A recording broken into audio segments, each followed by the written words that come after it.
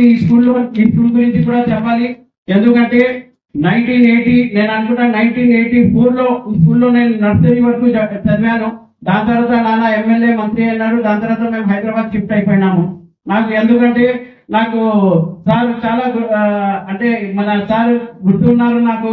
ఎందుకంటే ఈ స్కూల్లో ఉన్నప్పుడు 83లో అనుకుంటా 83లో 84లో ఇప్పటి వరకు ఒక చిన్న జ్ఞాపకం ఉంది. మా స్కూల్ పైన నుంచి హెలికాప్టర్ లో ఇందిరాగాంధీ వెళ్ళేది. మేమంతా స్టూడెంట్స్ బయటికి వచ్చి హెలికాప్టర్ చూసేవాళ్ళం. ఇంతవరకు ఆ జ్ఞాపకం నాకు గుర్తుంది. దానికోసం థ్యాంక్ యూ సార్. ఈ స్కూల్లో నేను చదివినాను, మీ స్టూడెంట్ నేను. అది ఇంకొకటి ఏమంటే మన సార్ అంతా మా అన్న ఏవిఆర్ అన్న కానీ వీళ్ళందరూ కానీ ఖచ్చితంగా వీళ్ళందరూ బాగా మాకు సపోర్ట్ చేశారు.